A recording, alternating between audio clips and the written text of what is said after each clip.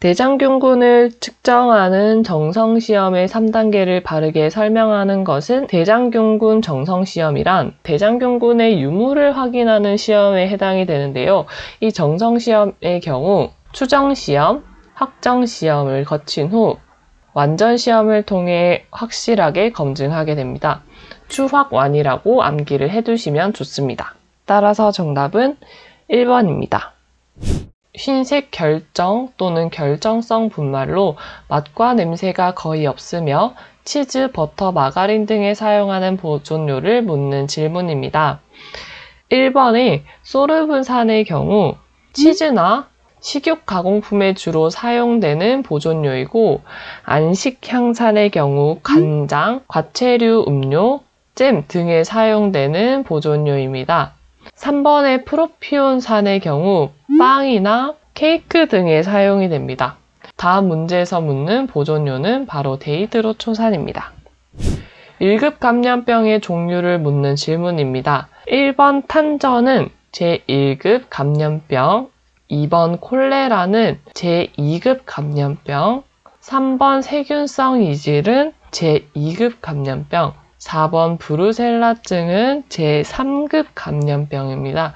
따라서 1급 감염병에 해당되는 것은 탄저입니다. 감염병이 몇 급에 해당되는지는 암기를 해두시면 좋습니다. 섭조개에 의한 식중독의 독성분을 묻는 질문입니다. 섭조개의 독성분은 바로 삭시톡신입니다. 그렇다면 2번 베네루핀의 경우 모시조개에 의한 식중독 독성분이고요.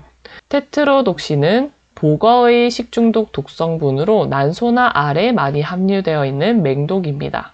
에르고톡신은 호밀 또는 보리 등에 함유된 독성분입니다. 따라서 정답은 1번입니다. 복숭아나 배, 사과 등의 과실류에 함유된 향기 성분을 묻는 질문입니다. 과실류의 향기 성분은 에스테르류가 대표적인데요. 2번의 피롤류의 경우 마이야르 반응에 의해 발생되는 향기 성분입니다. 3번의 털펜 화합물은 식물체를 증류했을 때 나타나는 향기 성분입니다. 4번의 황화합류의 경우 채소 향신료의 매운맛에 해당됩니다. 따라서 정답은 1번입니다. 유지 1g에 존재하는 유리지방산을 중화하는 데 필요한 수산화칼륨의 미리그램 수는 바로 산가의 정의인데요. 2번 요오드가는 유지 100g에 첨가되는 요오드의 그램 수를 말하며 이 요오드가가 130 이상일 때 건성류, 100에서 130일 때 반건성류, 100 이하일 때 불건성류라고 합니다. 3번 비누아가란 유지 1g을 검화시키는데, 즉 비누화시키는데 필요한 수산화칼륨의 미리그램 수를 이야기하고요. 4번 과산화물가의 경우 유지 1kg에 함유된 과산화물의 미리몰수를 나타냅니다. 따라서 정답은 1번입니다. 살모넬라 식중독을 유발시키는 대표적인 원인 식품을 묻는 질문입니다. 살모넬라 식중독은 세균성 식중독에 해당되며 그 세균을 다량 섭취한 세균을 먹었을 때 걸릴 수 있는 감염형 식중독에 해당이 됩니다. 살모넬라의 원인균은 살모넬라 엔테리티디스이고, 살모넬라 식중독은 60도씨에서 가열하면 예방할 수 있으며 대표적인 원인 식품으로 육류나 가금류 등 가공식품입니다. 동물성 단백질 식품이 원인이다 라는 지문도 기출에서 나왔던 적이 있습니다. 따라서 정답은 3번입니다. 우리나라 식품 첨가물 공정에 대한 설명으로 가장 옳은 것은 식품 첨가물 공정은 그 식품 첨가물을 안전하게 섭취하기 위해서 식품 첨가물의 규격과 기준을 기술해서 사람들이 그 공정을 보고 안전하게 식품 첨가물을 사용할 수 있도록 적어놓은 것을 말합니다. 따라서 정답은 2번입니다. 물과 정량적인 화학 반응을 이용해 수분 함량을 측정하는 방법을 묻는 질문입니다. 물이 요오드 또는 이산화황과 정량적인 화학 반응을 한다는 것은 대표적으로 칼피셔법에 대한 내용인데요. 이 칼피셔법을 통해서 수분이 얼마나 들어있는지의 반응을 측정할 수 있습니다. 따라서 정답은 2번 칼피셔법입니다. 우유의 산도 측정에 사용되지 않는 것은에 대한 질문입니다. 우유의 산도 측정은 적정을 이용하게 됩니다. 우리가 알고 있는 이 우유는 약산성 식품에 해당이 되는데요. 이 개념은 식품가공기능사 실기에도 나올 수 있으니 유의해서 봐주세요. 우유는 pH가 6.5에서 6.7 정도에 해당되는 약산성 식품입니다. 이 우유가 부패를 하게 되면 산도가 올라가게 되는데요.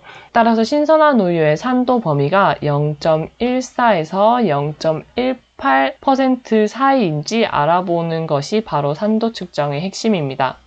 우유는 약산성이므로 이 우유와 물, 그리고 색깔을 무색에서 분홍색으로 변화시켜주는 페놀프탈레인 시액을 이 시료에 넣어주고 뷰렛에 우리가 알고 있는 농도의 수산화나트륨 용액, 즉 알칼리 용액을 부어줍니다. 그리고 이것을 조금씩 떨어뜨려서 이 우유가 중성이 되었을 때 흰색에서 엷은 분홍색으로 변하게 되는데요. 이때 멈추고 소요된 알칼리의 눈금을 읽어주면서 우리는 우유의 산도를 측정할 수 있게 됩니다. 따라서 우유의 산도 측정에 사용되지 않는 시액은 황산칼슘액인데요. 2번 페놀프탈레인 지시약은 우유 시료에 사용이 됐었고 탄산가스를 함유하지 않는 물도 우유 시료에 사용을 했습니다. 0.1 노르말 수산화나트륨액은 뷰렛에 넣음으로써 사용을 했습니다. 따라서 정답은 1번입니다. 분무 세척기를 이용해서 콩이나 옥수수를 세척하기 위해 사용해야 될 적합한 컨베이어를 묻는 질문입니다. 이 컨베이어는 주로 진동 컨베이어를 사용하는데요. 진동 컨베이어는 판에 옥수수나 콩을 놓고 좌우 상하로 진동하여 콩과 옥수수가 이동하면서 세척을 이루게 해주는 컨베이어입니다. 따라서 정답은 3번입니다. 통조림 제조의 4대 공정 중 먼저 행하는 공정을 묻는 질문입니다. 우선 통조림의 4대 공정에는 탈기, 밀봉, 살균, 냉각이 있습니다. 탈기는 공기를 제거해주는 공정, 밀봉은 통조림을 견고하게 압착시켜주는 공정, 살균은 균을 없애주는 공정, 그리고 냉각은 다시 통조림을 차갑게 해주는 공정을 말합니다. 이때 공기를 없애주는 탈기 공정을 가장 먼저 실시하게 됩니다. 탈기, 밀봉, 살균, 냉각 순으로 진행이 됩니다. 따라서 정답은 1번입니다. 산도조절제에 대한 질문입니다. 산도조절제라는 것은 식품의 산도나 알칼리도를 조정해주는 물질을 말합니다. 대표적인 예로 사과산, 구연산, 호박산은 산도를 높여주는 산도조절제에 해당이 됩니다. 질산은 산도조절제와는 관련이 없습니다. 감미가 강한 당을 묻는 질문입니다. 감미란 식품이 단맛을 띠고 있는 정도를 말합니다. 감미의 순서는 과당, 전화당, 설탕, 포도당, 메가당, 유당 순으로 이루어져 있는데요. 감미도가 가장 높은 과당은 100에서 173 정도, 전화당은 120, 설탕은 100, 포도당은 54에서 74, 메가당은 50에서 60, 유당은 16에서 28 정도의 감미를 띠고 있습니다. 따라서 정답은 1번입니다. 이상으로 기출문제 풀이를 마치도록 하겠습니다. 오늘 배운 내용을 잘 복습해 두세요.